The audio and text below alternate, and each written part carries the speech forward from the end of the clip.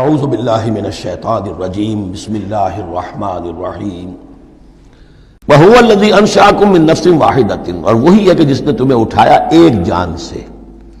یہ سب جو ہے ظاہر بات ہے کہ ایک جان سے بنا ہے، جو بھی پوری کی پوری یہ جو نسل انسانی بنی ہے وہ ایک جان سے بنی ہے۔ اس میں یہ بھی ہو سکتا ہے کہ مراد حضرت آدم علیہ السلام ہو، اور یہ بھی ہو سکتا ہے اگر کوئی حقیقت ہے ایولیوشن تھیوری میں تو اس کو آپ ٹریس کریں اور امیبا تک لے جائیں، وہ بھی ایک جان ہے۔ اس جان سے ہی پھر مختلف ارتقائی مراحل طے کرتے ہوئے، اس میں پہلے کوئی سیکس نہیں تھا، پھر ہوتے ہوتے سیکس ظاہر ہوا، تو اسی سے خلق منہا زوجہا والی بات جو ہے، اور اس پر ڈاکٹر رفیع الدین مرحوم نے قرآن اور علم جدید جو ان کی کتاب ہے اس میں بہت عمدہ تحقیق ان کی ہے، اور مولانا امین اصغر اصلاحی صاحب نے بھی اس کی تصویر کی ہے۔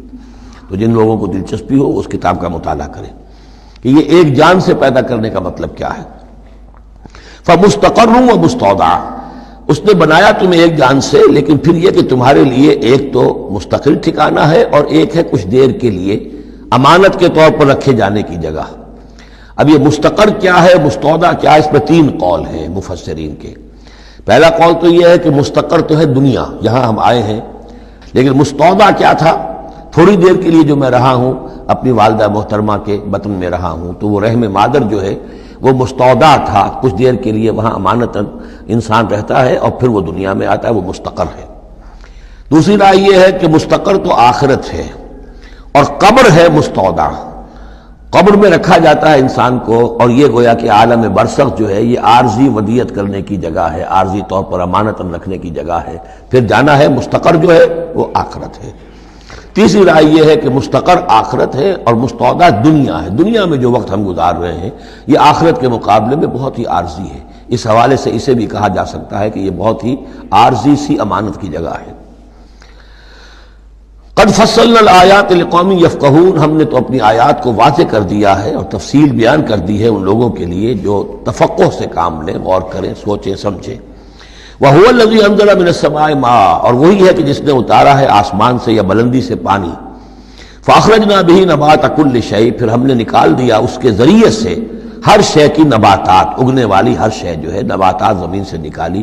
فَأَخْرَجْنَا مِنْهُ، تو ہم نے اس کے ذریعے نکالے اس میں سے خضراً، سرسبز کھیتی، نخرج منه حبا متراکبا، جس میں سے ہم نکالتے ہیں کہ جو دانے ہیں ایک دوسرے کے اوپر چڑھے ہوئے ہیں۔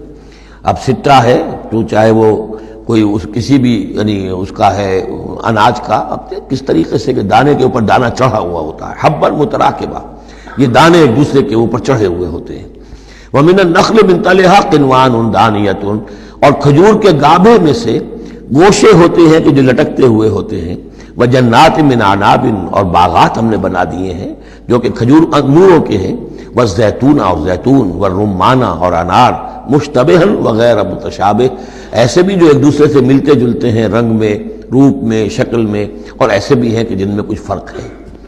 انظروا الی ثمرہ اذا اثمر، ذرا غور سے دیکھا کرو اس کے ثمر کو جب کہ وہ پکتا ہے، کیسا تدریجاً اس کے اندر، ابھی بڑا کچا پھل ہے، پھر اس کے اندر وہ پکنے کا عمل کس طرح تدریجاً ہو رہا ہے۔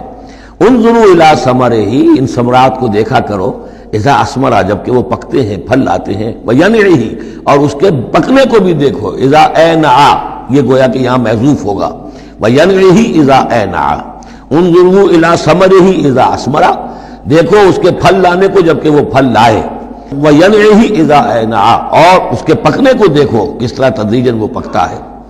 ان فی ذالکم لآیات لقوم یؤمنون، یقیناً اس میں ہیں نشانیاں ان لوگوں کے لیے جو ایمان لانا چاہیں یا جو ایمان رکھتے ہوں۔ جن کے پاس تھوڑا ایمان ہے ان آیات پر غور کریں گے، ایمان بڑھ جائے گا، ایمان میں اضافہ ہوگا، زادتہم ایمانا، اور جن کے دلوں میں طلب ہدایت ہے انہیں انہی نشانیوں سے ایمان کی دولت نصیب ہو جائے گی۔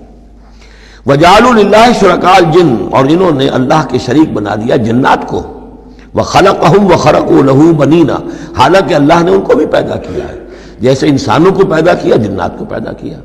فرق صرف یہ ہے کہ جنات کو آگ سے پیدا کیا، اور جنات جو ہے اپنی طبعی طور پر اس کائنات میں بہت دور تک ان کی رسائی ہے۔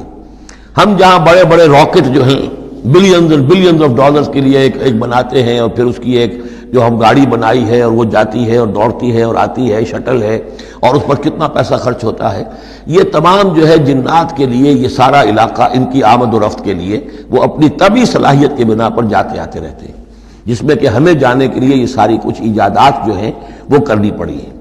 لیکن یہ کہ بہرحال وہ بھی ہے تو مخلوق، جیسے کہ فرشتے ان سے بھی آگے کی شے، لیکن ہیں وہ بھی مخلوق، فرشتے بھی مخلوق ہیں، جنات بھی مخلوق ہیں، انسان بھی مخلوق ہیں۔ وَجَعَلُوا لِلَّهِ شُرَكَاءَ الْجِنَّ، انہوں نے شریک بنا لیا جنات کو اللہ کے ساتھ، وَخَلَقَهُمْ، اس نے ان کو پیدا کیا ہے، وَخَلَقُوا لَهُ بَنِينَ وَبَنَاتٍ، اور اس کے لیے انہوں نے گھر لیے ہیں، بیٹے اور بیٹیاں۔ حضرت عیسیٰ کو بیٹا بنا دیا گیا، حضرت عزیر کو بیٹا بنا دیا گیا، اور اللہ تعالیٰ کی فرشتوں کو کہہ دیا گیا وہ بیٹیاں ہیں، بغیر علم، بغیر اس کے کہ کوئی علمی سند ہو، کوئی بنیاد ہو، کوئی دلیل ہو۔ سبحانہ و تعالی عما یصفون، وہ پاک ہے اور بہت بلند و بالا ان تمام چیزوں سے جو یہ بیان کر رہے ہیں۔ بدیع السماوات والارض، یہ لفظ آ چکا ہے سورہ بقرہ میں، کریشن ایکس نہیلو، عدم محض سے وجود میں لانے والا، وہ ہے کہ جو آسمانوں اور زمین کو وجود میں لایا ہے عدم محض سے۔ انا یکون لہ ولد، اس کے اولاد کیسے ہو سکتی ہے، ولم تکن لہ صاحبہ، جبکہ اس کی کوئی بیوی نہیں، کوئی جورو نہیں، تو اولاد کیسے ہو جائے گی۔ وخلق کل شیء، اور اس نے تو ہر شے کو پیدا کیا ہے، ایک خالق ہے، باقی سب مخلوق ہیں۔ وہو بکل شیء علیم، اور وہ ہر چیز کا علم رکھتا ہے، اس کی مخلوقات میں سے کوئی شے اس کی نگاہوں سے ایک لمحے کے لیے بھی اوجھل نہیں ہے۔ ذالکم اللہ ربکم، وہ ہے اللہ تمہارا رب۔ اصل میں یہ انداز سمجھ لیجئے کہ چونکہ جو یہ مشرکین مکہ اور عرب تھے وہ اللہ کو مانتے تو تھے، اصل میں اس کی صفات کمال، اس کی قدرت، اس کی عظمت، اس کے بارے میں ان کا ذہن کچھ جو ہے محدود ہو گیا تھا، ورنہ اللہ کے منکر تو وہ نہیں تھے۔ ذالکم اللہ ربکم، دیکھو جس اللہ کو تم مانتے ہو وہ ہے وہ اللہ جس کی یہ شان ہے۔ تم نے اس کی اصل حقیقت کو نہیں پہچانا، تم نے اس کو جو ہے بہت ہی کمزور اور ضعیف سی کوئی شخصیت سمجھا ہے کہ جس کے اوپر کوئی دباؤ ڈال کر بھی اپنی بات منوا لے گا۔ تم نے سمجھا ہے جیسے کہ تمہاری کوئی بچی آ جائے اور تم سے کچھ چیز مانگے، اگر تم دے سکتے ہو تو ضرور دے دیتے ہو، ایسے ہی اس کی بچیاں بھی ہیں، یہ فرشتے جو ہیں جس کی سفارش کریں گی وہ جو ہے سب کو بخش دیے جائیں گے۔ یہ تم نے اپنے اوپر جو ہے قیاس کر لیا ہے اللہ تعالیٰ کو، اس کی قدرت، اس کی عظمت، اس کا وراء الورا ہونا، اس کا بکل شیء علیم ہونا، اس کا علی کل شیء قدیر ہونا، اس کا ہر جگہ پر موجود ہونا، اس کا تم تصور نہیں کر پا رہے۔ ذالکم اللہ ربکم، وہ ہے اللہ تمہارا رب جو جس کو ہم اس طرح بیان کر رہے ہیں۔ لا الہ الا ہوا، اس کے سوا کوئی معبود نہیں ہے، خالق کل شیء، وہ ہر شے کا بنانے والا، پیدا کرنے والا ہے۔ فاعبدوہ، بس اسی کی بندگی اور پرستش کرو۔ وہو علی کل شیء وکیل، اور وہ ہر شے کا کارساز وہی ہے، کوئی تمہارے لیے کارساز نہیں۔ لا تتخذوا من دونی وکیلا، میرے سوا کسی اور کو اپنا کارساز نہ سمجھنا۔ صدق اللہ العظیم۔